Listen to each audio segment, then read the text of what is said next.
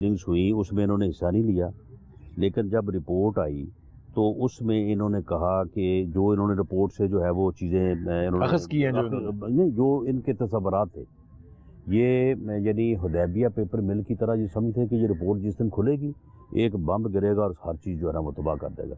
ये कहते थे कि ये एक अपना जो है ना वो है टेप है, एक वायरलेस मैसेज है जिसमें राना सनाउल्लाह ने फायरिंग का जो हुक्म दिया हुआ। अब भी रिपोर्ट आ गई ना बाहर, निकालो उसमें से कहाँ पे जो है वो मैसेज है। अब देखें वो रिपोर्ट जो है वो थी सिर्फ for the mind of the government, लिखा हुआ भी है उसमें लिखा हुआ भी है कि जो वाक़यात हुए हैं उसके मतलब जो है वो वहाँ पे क्या इंतज़ामी और अदरवाइज जो है वो मामलात हुए लैप्सेस क्या थे के ऊपर इन फ्यूचर जो है वो गवर्नमेंट कोई पेशबंदी कर सके। उसका ट्रायल से मुकदमे से कोई तल्लुक नहीं होता।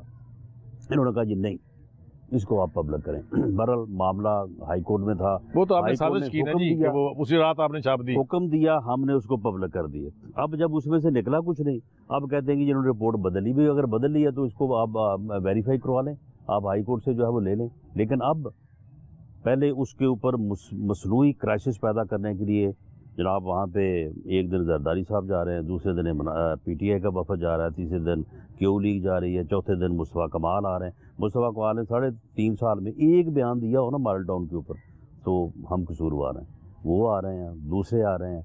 अब जब उससे भी बात नहीं बनी तो अब APC जो है वो बुलाई जा रही है कि जी हम एहतजाज करेंगे, हम ये करेंगे। वो भाई बात ये है कि जब इस मामले में आपका मुतालबा एक ही था कि जी रिपोर्ट जो है वो पब्लिक, रिपोर्ट